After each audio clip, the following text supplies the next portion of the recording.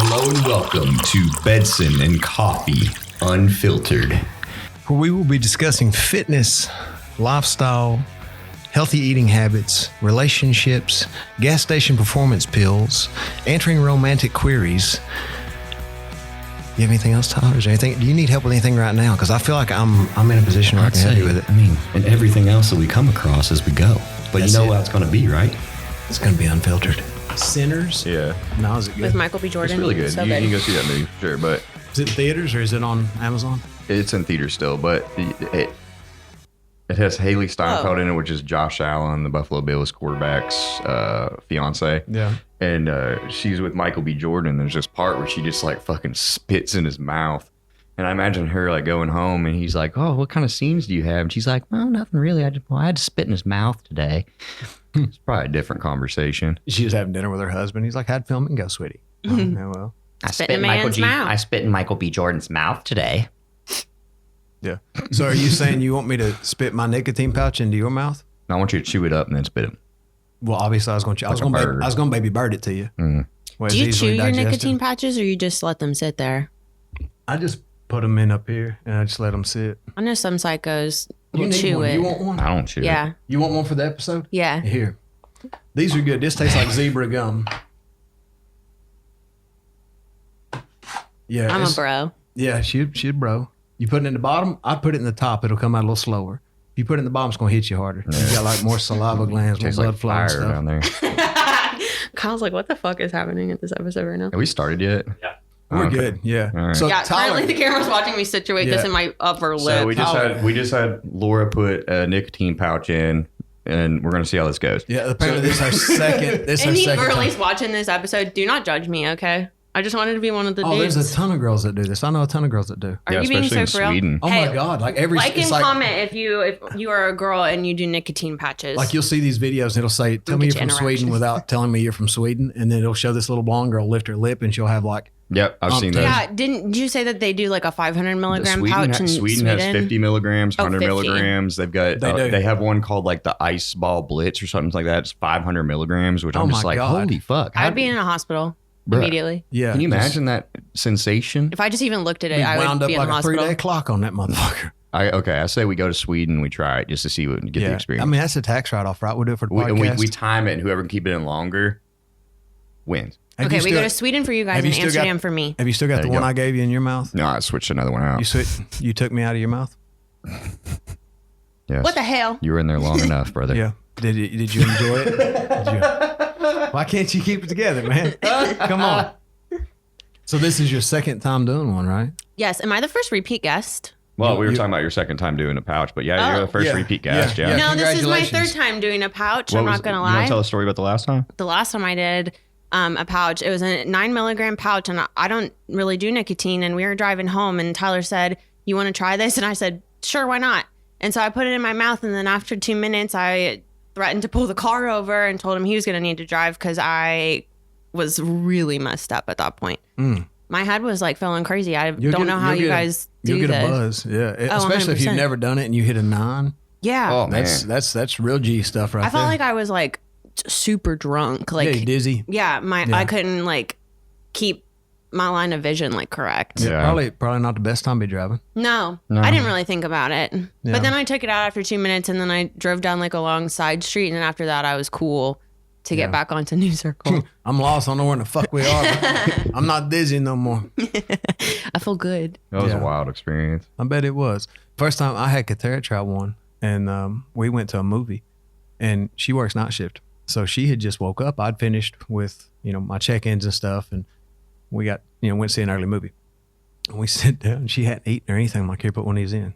She's like, what is it? I'm like, it's just a nicotine pouch. Just. You'll enjoy it. It'd be great. It'd be good for the movie. And we're sitting there. Yeah. You need this to enjoy this. Yeah, like you would hate this otherwise. But anyway, like we're sitting there and she's not eating or anything. And she looks at me and I look over and she's going, Yeah. and I said, she said, what?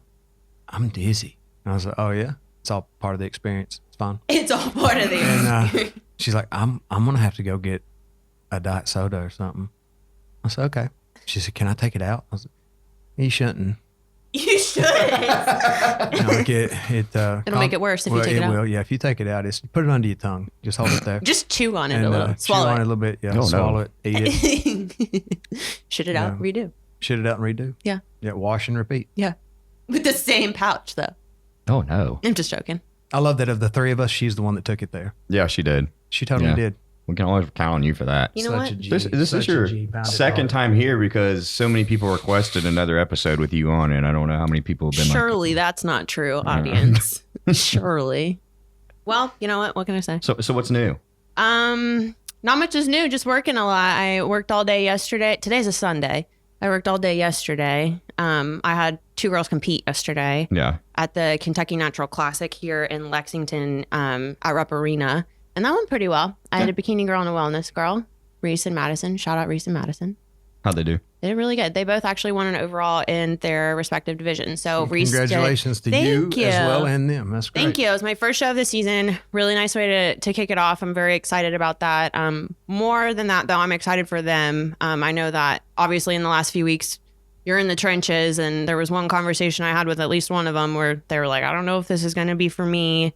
I'm not really enjoying this, but to which I responded, you're not really supposed to be enjoying this at this No. point. It sucks right now. If it feels good and you're that close to a show, then something's The not last then few you're weeks not of prep, lean enough. Yeah. it's I get a lot of people like that, and they're like, "Man, I'm just not enjoying going to the gym. I'm not getting a pump. It's just I'm really tired all the time." Mm-hmm. And I get that, but that's normal. That's how you're Yeah. supposed to feel. And a lot of people they think it's not for them, but it always pays off. Yeah. And it's what you have to do to achieve the look it's necessary for those 30, 40 seconds on stage. Absolutely. Like, I like to sometimes do a mock prep, like whenever we're doing, like, say we went through a growth phase and somebody has the idea of competing. Yeah. I like to do like a mock prep. Obviously not draw them out to that point, not push quite as hard, but just kind of give them an idea of what's coming. Mm-hmm. And then they'll, if they start to struggle there, it's like, okay, well, this is a good indication for you what it's Yeah. going to be like later. Yeah. So this kind of prepares you for that, and also you can kind of wrap your mind around it. gives them a little 'Cause taste it of what's to seems- come. Yeah. Everybody sees the glamorous part of it. They see all these ladies and men on stage. It's like, oh, that looks awesome. But once they really get in the trenches of it, it feels a little different. Yeah. To get that lean, your body doesn't want to be that lean. So Oh, you don't no. feel good. You're not going to feel good. Nope. 100%. But it paid off for them yesterday. Like I said, they both won overalls. The show they did is really interesting. It is it's not an NPC show, so they just ran it a little bit differently than I'm used to at NPC shows. Sure. I've had people do shows naturally before, but never truly a natural show in a different federation. Organization, yeah. So he has before, so I kind of knew what to expect. And I coached one of opposing coached anyway. One of the girls he coached for the same show last year, so I again knew what to kind of expect there, but it was ran very differently. And sometimes they do, how traditionally in NPC, like if you're in the box, you're one, and then Sure. it's like 2, 3, 4, how it goes. But in this federation, it's not always like that. They move people around purely so that they can have they have lots of judges on that panel, so that they can have every judge see almost everybody in different lighting. How many judges were on the panel? I think there were 7. Yeah. There were I 7, think- which usually is like 4 or 5. Yeah. Mostly 5. But yeah, so they're 2 more than normal. Which is fine. But also part of that, the girls, well, actually, I guess everyone has to do a T-walk. So they are already going to different sides of the stage to do, their posing routine and other various lighting. But for one of my girls, Reese, in her open class, there were 7 girls in open wellness, which is actually pretty deep for this wellness show, class, this federation in wellness. So she had a lot of girls to go against, and there was one girl who was in the center the entire time. And if you're looking at the stage, Reese was off to the left of her the entire time and never got moved. So based on what I know from NPC, it looked as if she were in 3rd when she ended. So she had her junior class just before that, and there was only 3 in there, including her. She won that clear. Yeah. But then we went to open, and I was like, I'm not really sure what to think about this. So Reese got off stage, and understandably so, she looked a little bit bummed out, but I had to reassure her, it's not over until it's over. I truly, because like this happened to one of Tyler's guys last year. Was it Breon Yeah. or Bennett? Bennett happened to Breon was the one where like he looked so far ahead of everybody else, Yeah. they moved him all the way to out. the right side. Sure.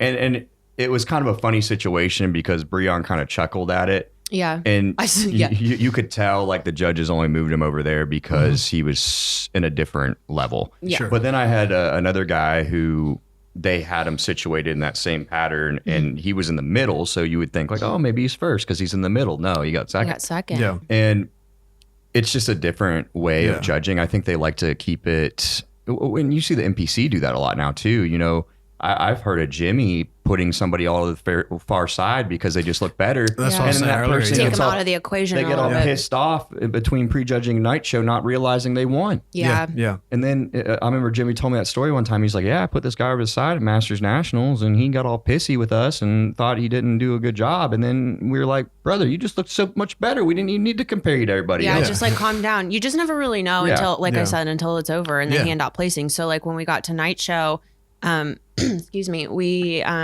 they don't go up for like routine or anything. Well, the way they do it there, they go through everyone numerically in at finals, like regardless of division, and have everyone do their routine or T-walk again in numerical order, and then they go back to the top, and then they do awards for everything, like Yeah. in the same order from the morning. So Reese went up for her junior award, and she got first, like we thought. Then Madison went next for her novice class because they didn't have novice wellness there for whatever reason. So Reese only got to do junior and open. But then Madison went up for her novice and she won that, which was really exciting because the girl that she was splitting center with in her novice class was also splitting center with her in open. So for me, I was like, oh, okay, well then she's got open in the bag. But then it was time for Reese's open class. And again, going back to, it was 7 people deep. And there were 2, excuse me again, there were 2 Venezuelan girls in the lineup that had significant amounts more muscle than Reese, because Reese is young. She's 21, obviously natural. Hello, we were at a natural show. But I know that and I know she'd be fine with me talking about this, but one of her insecurities going into this was, I know I don't have as much lower body muscle as they would probably like me to have.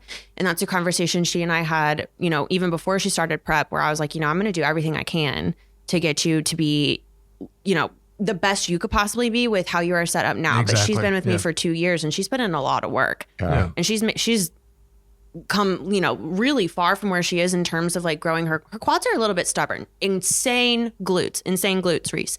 But, you know, for her, I kind of had to talk her down off the ledge a little bit. And then when we got to finals, we were all kind of nervous. You know, I don't know how it's going to shake out. We'll see what happens. And then they announced the girl who I thought was going to get first as third. And I was like, I held Madison's arm really quick and I was like, oh my God.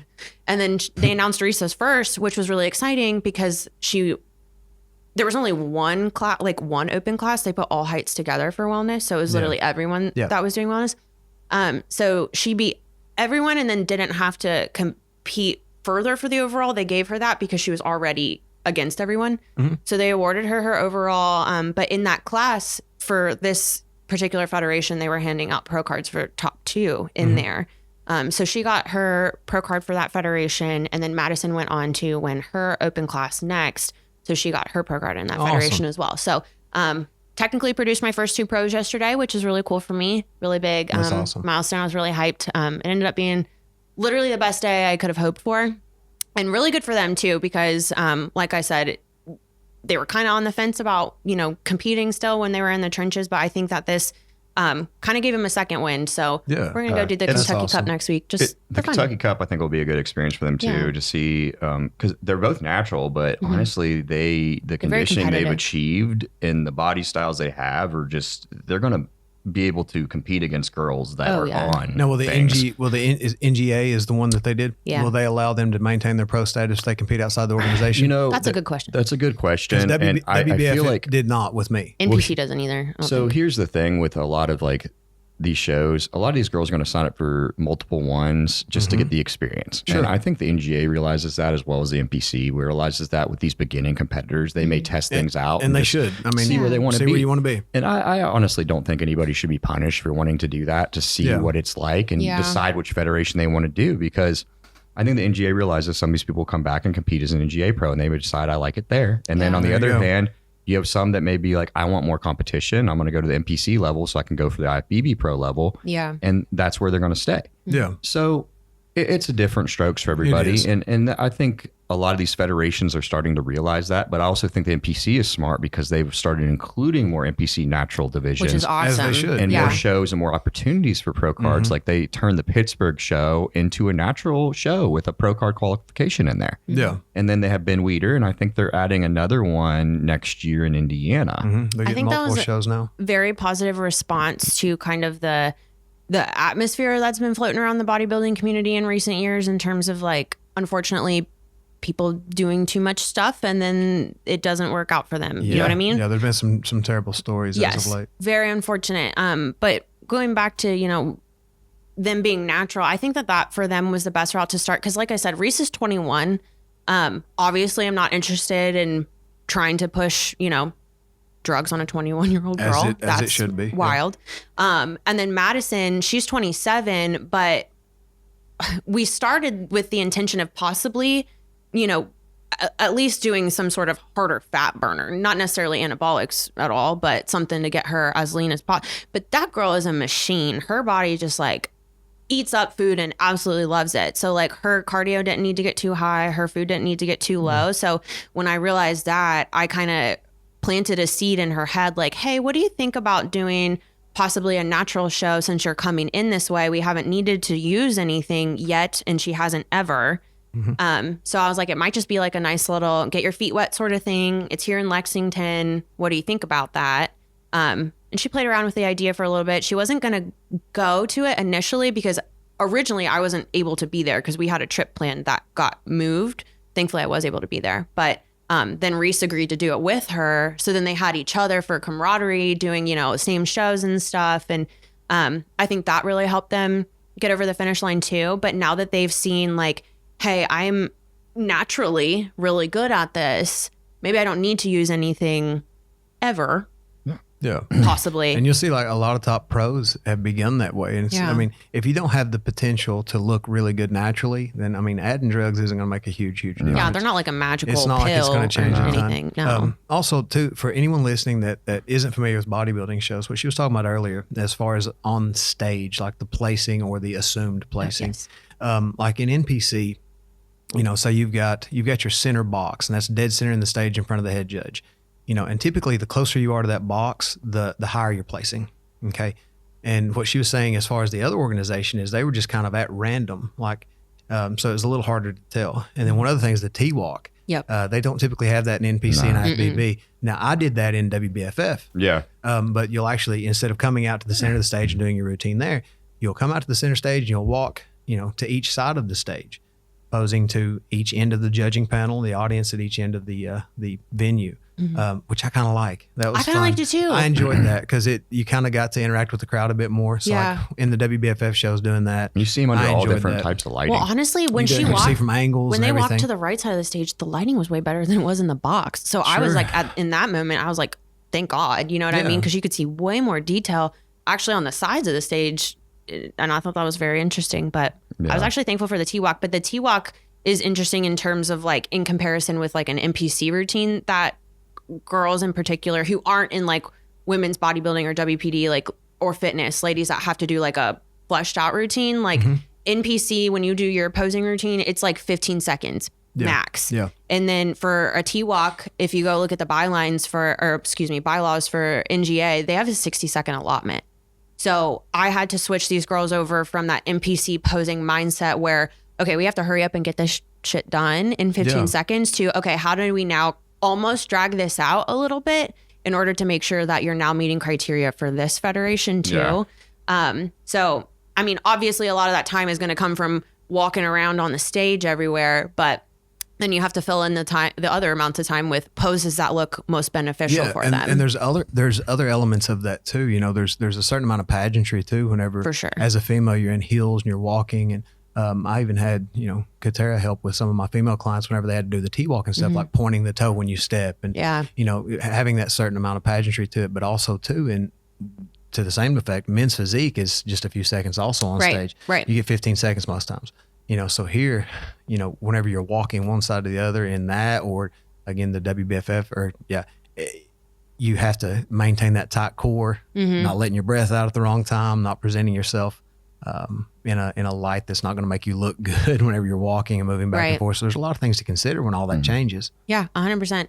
But they both did really well. And honestly, I'm probably biased, but I thought that their posing routines were some of the most fluid of the day. They looked really, well put together, very confident on stage. There were a couple of shakes when they first came out on stage for the first time, but who doesn't do that? No, but after the first time up there, they were chilling. They were good to go. They came off stage being like, that was so fun. And the experience is so worth it because then they're going into this NPC show now, which is often a lot more competitive. Yeah. And they know what to expect. Yeah. And they've actually done more stage time by doing that. And now they're going to go in there and have another, hopefully, great experience. Hopefully. And being much more confident as well because they already have that first show under their belt, especially because it went so well. Yeah. And two, they didn't have to compromise themselves with drugs and everything else to kind of get that, that experience. Exactly. Having started in that natural setting, they didn't have to, compromise their system or do things that might have caused issues. They were able to get that experience and see if they actually enjoyed bodybuilding before deciding whether or not later if they wanted to do things differently.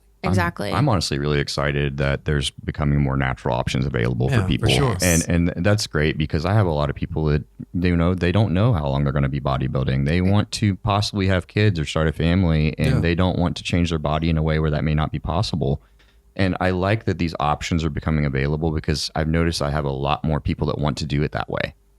And it's nice to see that people really like training, diet, cardio. Those are always going to be the key components. They always have been. And you eliminate those extra super physiological variables that you can add in, and all you got's a work ethic. Yeah, if you're shredded and you're natural, you've worked your ass off. That's so impressive. Yeah, you didn't have like a crutch. Impressive.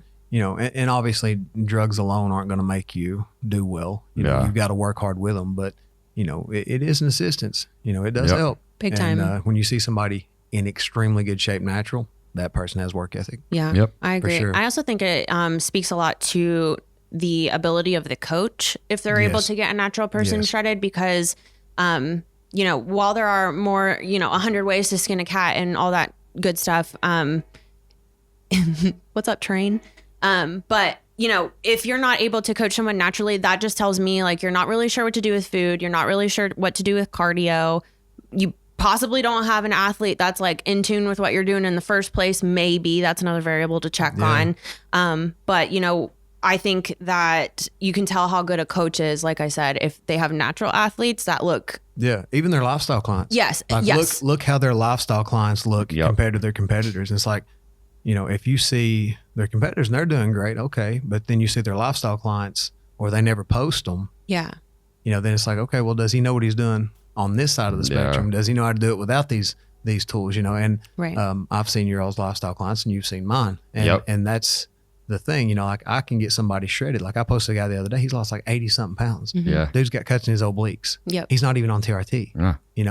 And that's the thing. And it's exactly to your point.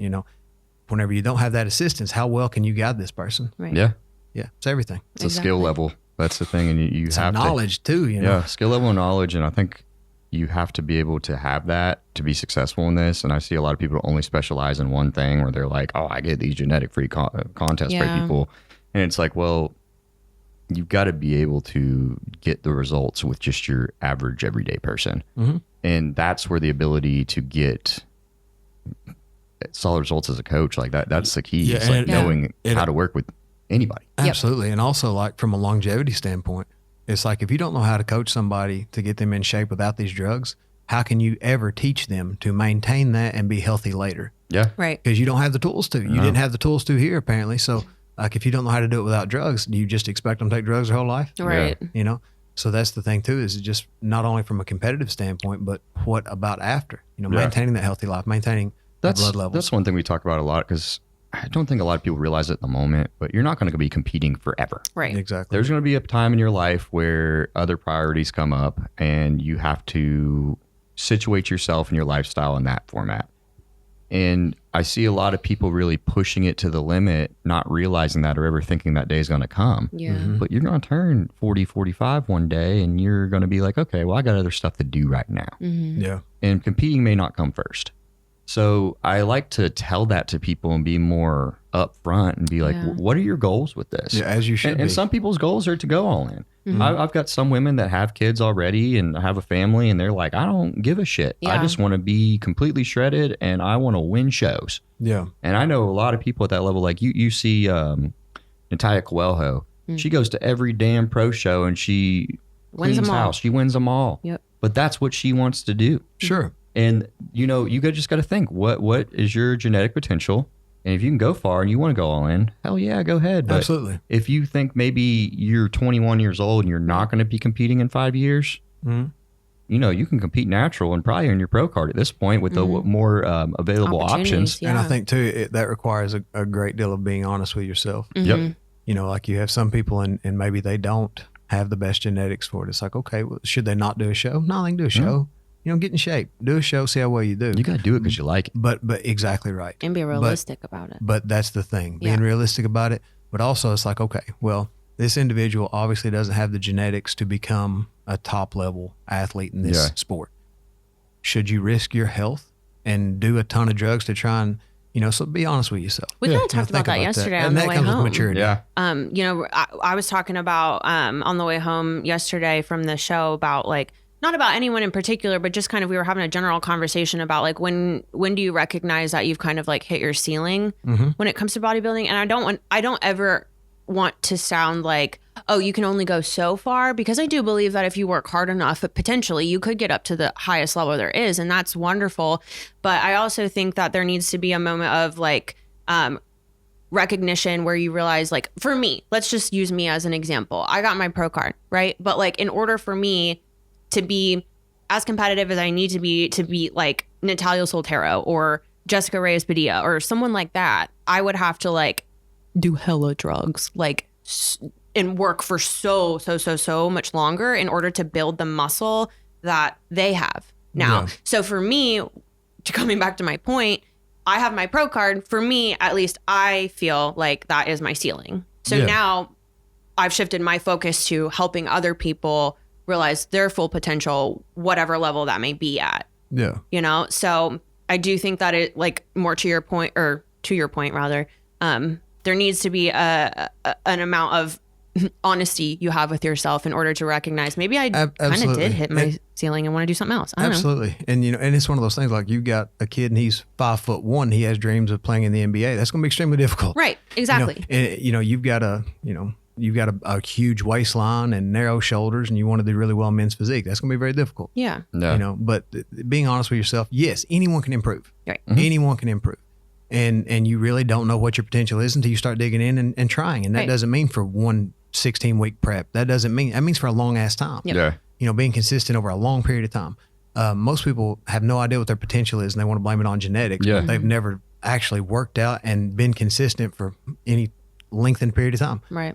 Stick to your diet, lift, Yeah. do everything correctly for 2 to 3 years, and then talk about it. So I was consistent for a good 10 plus years and really pushed, got up to the top of middleweight class, and I qualified for national level. But I was realistic with myself that I just loved bodybuilding. I loved the process of it. I liked Absolutely. I liked the prep part. I liked every part about it. I thought it was enjoyable. I still do.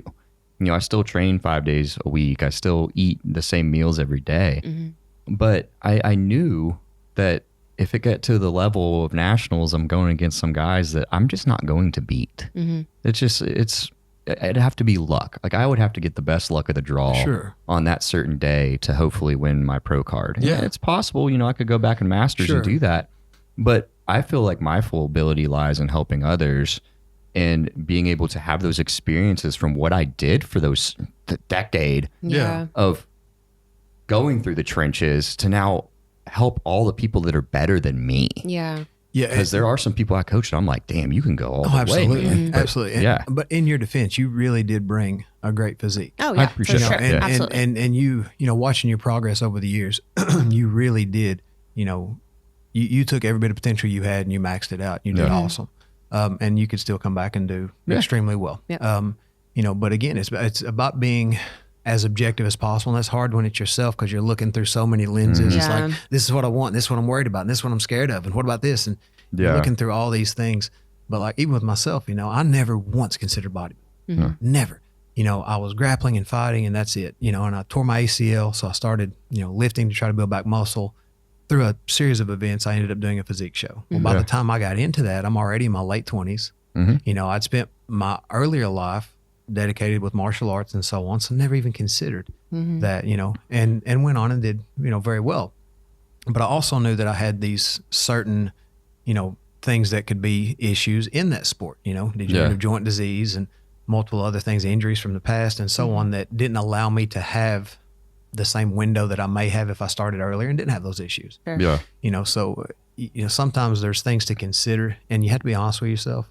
I think everybody thinks they're going to come out their first show, pull an overall and then go on and win nationals. Yeah. And that's very seldom happen. Well, you got to pay your dues in bodybuilding. Yeah. Well, with anything It's a in very general. long sport. And you've got to do it for a long time. Like we do have a lot of people that win their first shows. So I think a lot of people think, they think they're going to do that. And not everybody has that capability.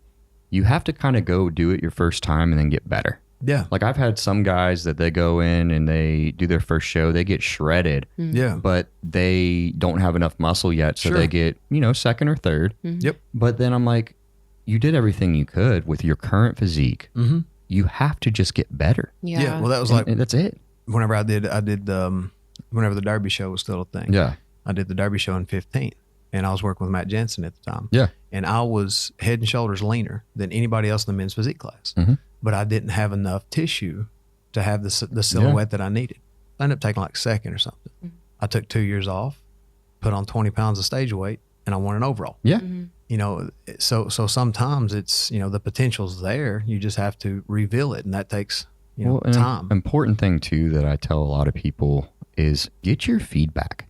Yes. Oh my gosh. Yeah. Get your feedback. Talk to the your judges. damn feedback. Send Like, those emails. Yep. Send those emails. Talk to them after the show. They make themselves available, but what they're looking for with that, and I don't think a lot of people realize that, is they want you to come get that feedback so they can tell you what you need to do. They genuinely want to see you do well. They want to reward you. Yes, I've never seen any of the coaches in the NPC and IFBB coaches. I've never seen them, shun anyone for wanting to come up and ask questions. Yeah. Like Jimmy that we had on. Jimmy's always been so helpful with feedback. And he's always been so honest with me about what it is. When I have a client lose and I'm confused about it, I'll message him and he'll be like, "Listen, man, this is it. This is what they need to do." Yeah. And I'm like, "All right, well, that's what we need to know." And they want to be honest with you. Sometimes it's shit you don't want to hear. Yeah. And it's stuff that may take a longer time to fix, but that's bodybuilding. And That's what it is. I think sometimes people they confuse they confuse records a lot of times. Like you look at the basketball team that wins the world championship. Well, they've got the best season record. They've had the most wins and so on. You look at whatever. All right, this fighter, he's world champion. He's 40-0, 40-1, whatever. Nobody has a winning record in bodybuilding, hardly ever. Oh my gosh, that's so true. Because here's the thing, like in those cases, all right, you got two teams playing each other. You got two fighters fighting each other. One's a winner and one's a loser. Yep. Here you've got 40 men on stage and only one wins. Yep. So everybody else lost. Yep. So you look at, even look at Ronnie Coleman, arguably the best bodybuilder in the men's divisions. He has way more losses than he does wins. Yep. Ronnie was making it to the Olympia and losing and, not even making the top 10. Yeah. And then obviously he became who he later was and started just crushing everybody. He improved. Exactly. Yeah. But when you consider how many times he had lost, bodybuilding is the only sport where you can have a losing record and be the best in the world. That's so true. It really is. And I feel like it's hard to get that into people's heads sometimes. And Nobody likes losing. Nobody likes to lose. And that's what a lot of this is. But you get that feedback, like we said, and it could be something simple. It could have been they didn't like the way you posed, or you exposed yourself with a certain pose, and that was the only difference. But if you don't go ask them, how are you going to fix it? How are you going to fix it? Yeah. And then if they will acknowledge that you came and did that, they and fixed remember in a lot of cases. They'll remember faces. They will remember names, not necessarily both at the same time. But that's because they talk to lots of people. I've had situations where I've asked them afterwards why. Like I remember Malcolm after North Americans, he got second. And he got off stage, a show ended, and he was back there the first one asking the judges what he could do better. He was talking to Tyler Mannion immediately. Yeah. Yeah. And he came to me, reported exactly what Tyler Mannion said. He basically he told me word for word what he said.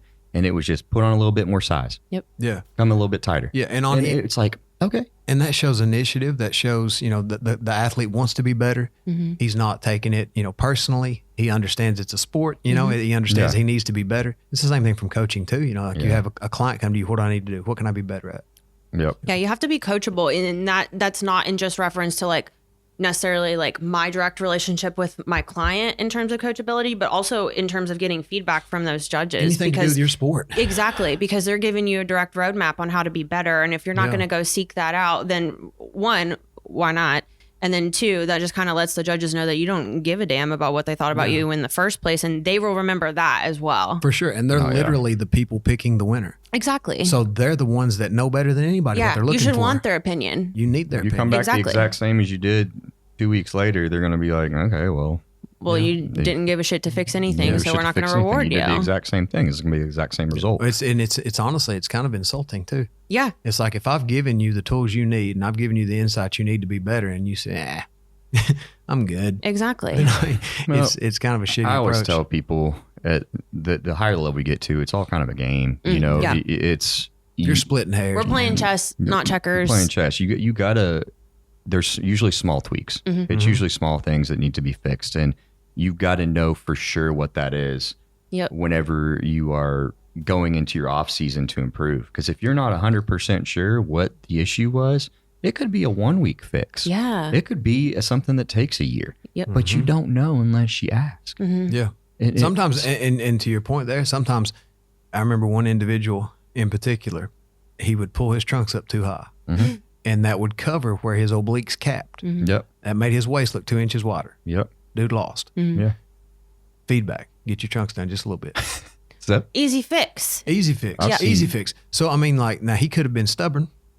Say, I'd still look better than that guy. And not ask and not had any clue. Come back out, did the same dumb shit and took second or third again. Yeah. That's the thing, man. Like, you can't do anything with somebody just telling you what you want to hear, man. You need to hear these truths from somebody that can be objective and give you feedback. Got to be able to take that constructive feedback and run with Absolutely. it. Otherwise, Absolutely. what are we even doing? I've seen Because the I can tell you feedback. my opinion all day, but it might be something completely different. Because I'm biased for my clients, of course. I'm putting them up on stage. Clearly, I think that they look really good, so I'm not going to put them up there if they look like crap. So obviously, I already think you look awesome, but go ahead and get some feedback from somebody who maybe doesn't think that you look as awesome as I thought you looked or as you thought you looked, because there is a certain amount of delusion that comes with doing bodybuilding at all. You got to think that you look good to get up there on some level anyway.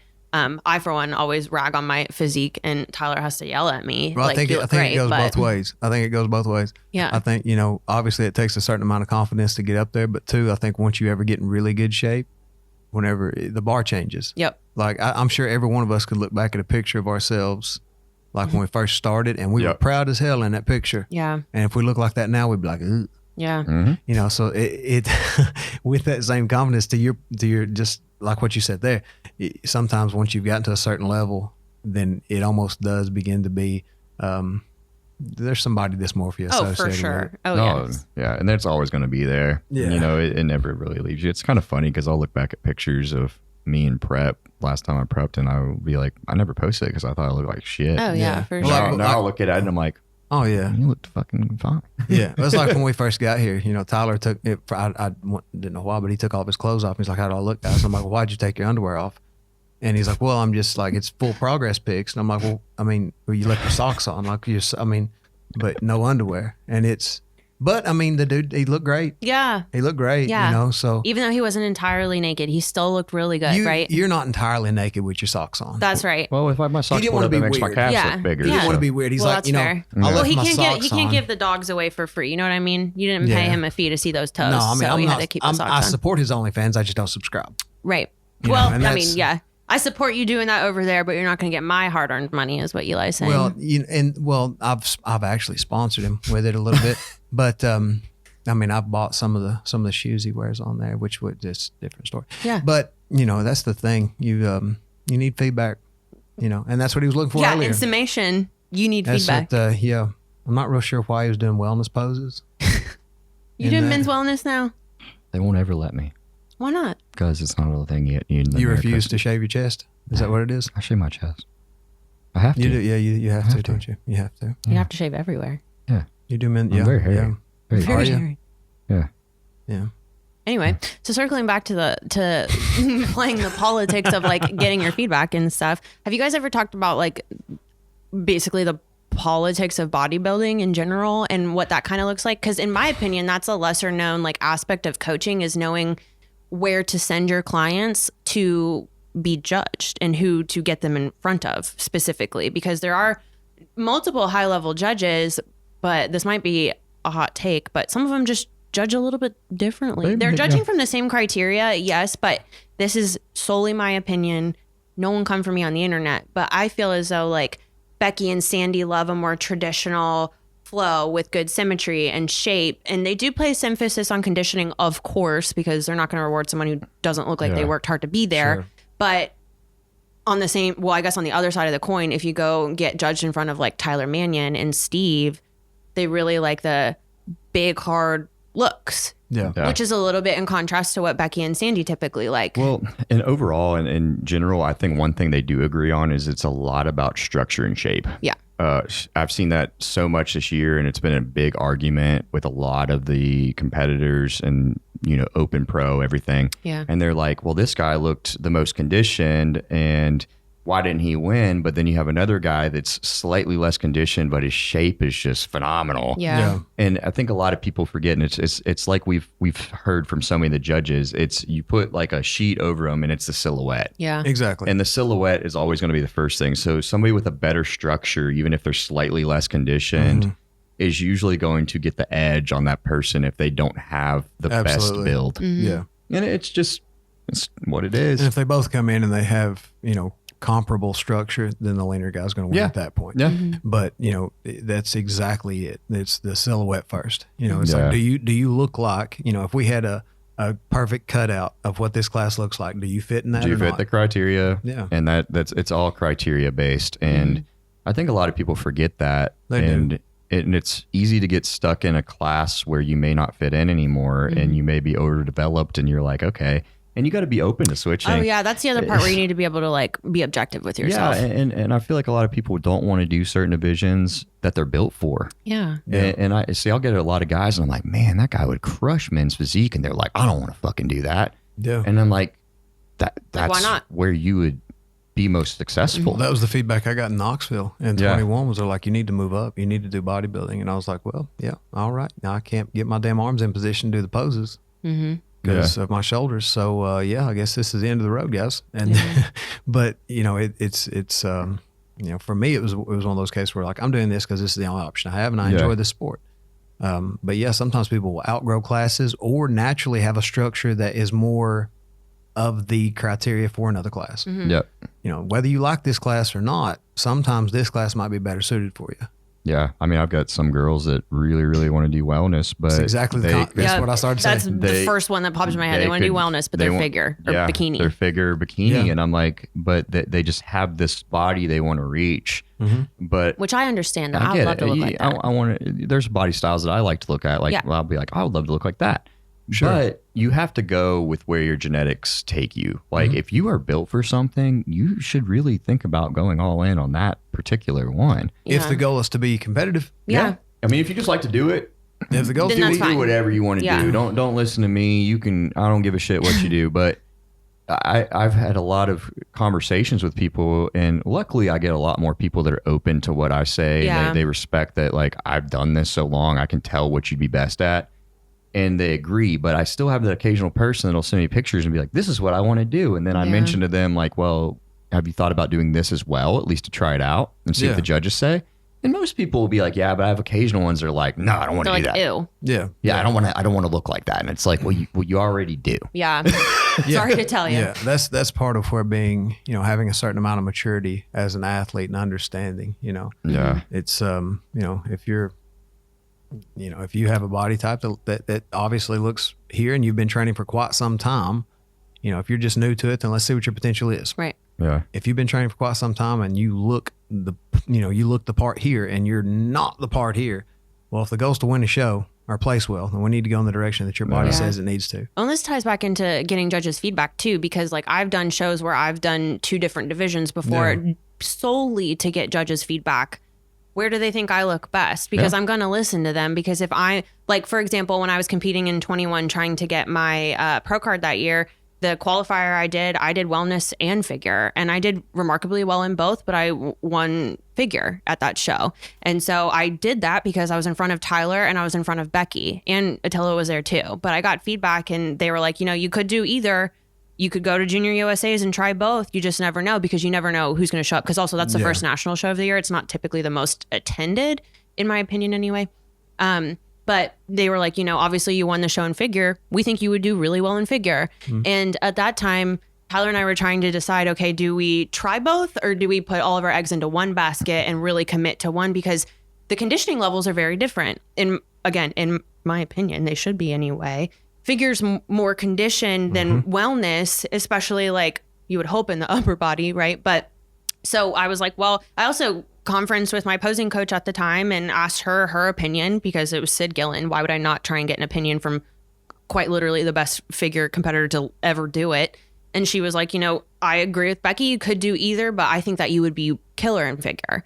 And then I went to Junior USA's and look at that. I won my pro card in figure because I listened and I took the feedback and I was coachable in that aspect. And I listened to people who knew more than me, because that's really what it boils down to. I came to these people looking for advice. Why would I not take it? Exactly. Yeah. Yeah. One other thing I wanted to talk about, and that's important because a lot of people ask me questions about different holidays and how to go about them. We got July 4th coming up. I was just thinking about that. And I want to know, like, I know how I'm going about it, and I'll always kind of went about it, is usually I'm at like a cookout or something of the sort, and you have those family events. You have to go to them. Yeah. And it's important to do so, but there's always some good options you can eat. Absolutely. So it's really actually easy to do that. And I tell a lot of my clients, and I give them all ideas of what I kind of do. So I want to go and talk about that because this episode will be coming out around that time. Sure. But what I typically do is I'll make some kind of lean steak, like a filet or sirloin or a flat iron steak. And I usually have like a baked potato with it, and I'll have some kind of vegetables. And I just replace a meal.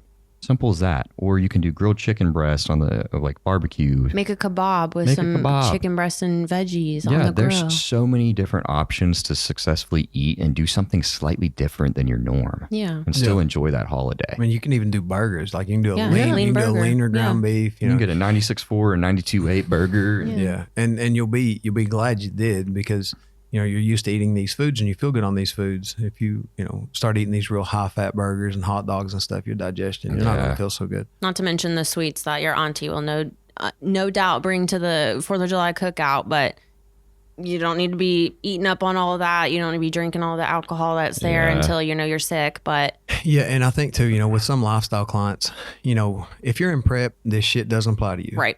I mean, that's Stop just me. listening. It's Yep. like Yep. if you're in prep and you've got a show 6 weeks out and you say, well, I need balance in my life. The hell you do. You signed Right. up for the show. You're clocked in. It is what it is. You're an athlete. If you're simply just living life, can you tolerate a small portion of the dessert? Sure. Can you tolerate? Yes, you can. You can do some of these things. It doesn't mean you can sit down and eat the way you used to eat Right. without looking like you used to look. But it does mean, like sometimes, in those cases, what I'll have somebody do is maybe we pull the carbs out of their breakfast. Yeah. Maybe we adjust and make their lunch lighter, and then we're kind of putting money in the bank for a meal later. Yeah. Yep. And then kind of reiterating to them, listen, this doesn't mean you're going to binge. You're going to always have these options. Food's always going to be there. Yeah. So that's the thing, is understanding and having a good relationship with food where you don't just completely go off the rails and eat till Exactly. you're sick and set yourself back for a couple months. But honestly, you can adjust inside of that. Like it's kind of like, consider you're living on a per diem, So you got $50 a day to eat on. It's like, okay, well, I know I'm going to go and have this dinner on Friday. Well, maybe I save a little money in the bank through the week so I can afford this one. Yeah. Right. Or maybe I just don't spend as much earlier that day so I can afford it. You can adjust macros based on the day. You can, and your coach should be helping you with that. Yeah. Yeah. And that's the thing. I always try to tell my clients, it's like, talk to me. If you've got something coming up, talk to me. If you're going out to a restaurant for your anniversary, send me the menu. Yep. The Let hardest me help part you. is when the people just do it on their own and they make a bad decision and then they're like, I'm like, well, you could have fixed this by literally just texting me. Yeah. Absolutely. Yeah, that's all you Worse, had to do. worse than that is using that as an excuse to eat whatever they want. Right. Yes. It's like, well, I didn't have my meal, so we stopped and I had a deep dish pizza. And it's like, did you think anything about that was similar to your meal? Right. Like, just because you do this doesn't mean you have to completely go off the rails and use that as an excuse to break your diet. Mm-hmm. No. And then it's you have to be able to do these events. They They happen every damn year, guys. Yeah. They do. Like it's going to be something that you're going to have to attend, and you have to learn how to do them if you want to maintain a good lifestyle. And you can adjust things to enjoy, and that can even be alcohol based. Like the certain alcohol drink we've kind of moved to for events like that is Surfsides. I love Surfside. So Surfsides are a non-carbonated seltzer, and they're like 90 calories each. Yeah. Really easy to drink, easy on the stomach.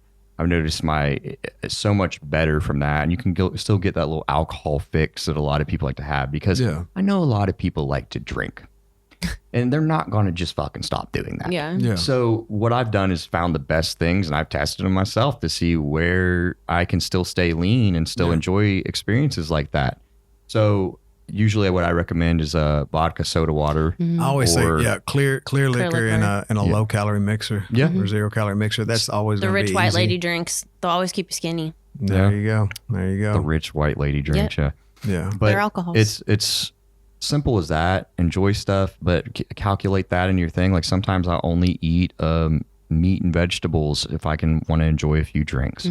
And you just have to play around with it, and you have to learn how to do that. Yeah. And see how your body responds, because where you're going to get the most fat from is if you just go off the walls. Yeah. Yes. Eating a bunch of chips and having a bunch of sweets and then having alcohol hot on top dogs of and that. having Yeah. alcohol on top of that. I think alcohol confuses a lot of people because they'll look at like nutrition facts on it, or they'll look at the calories and macros, and it'll say, it has X amount of calories, but the macros won't add up to it. Right. And it's because calories from alcohol isn't shown on there. But like 4 calories per gram. 7 calories Seven. per gram. calories a was gram for 4. alcohol. No, 7. Wow. Alcohol and ethanol. Even worse. Yeah. But what you can do there, like considering, okay, for instance, like a shot of vodka is about 70 calories. Mhm. All right. So we know that, carbs are 4 calories a gram. Okay. Well, if I drop 20 grams of carbs that day, that gives me 80 calories. Yeah. So you can consider each one of those little drinks with that low cal mixer, 80 calories. I dropped 20 grams of carbs. I've made up for it to a degree. That don't mean you need to do it every single day, because your physique's going to respond to that different quality of calories.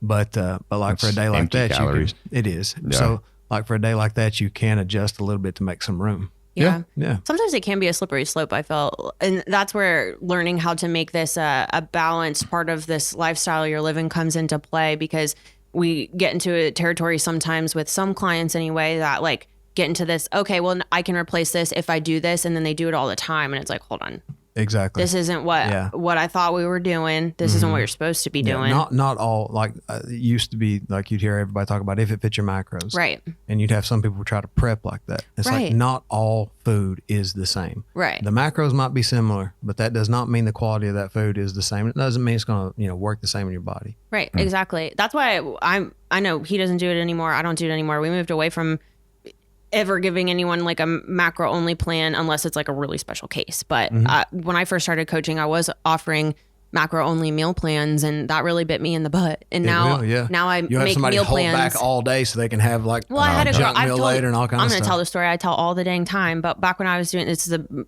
most prime example. I had a girl that messaged me and asked me to increase the fats in one of her meals so that she could have more than 14 grams of Lotus cookie butter in the meal. And I was like, hold on a second. That's what you're eating in order to fill these macros? That's insane. You're getting absolutely nothing out of that. No It's not helping you at micronutrients all. Yeah.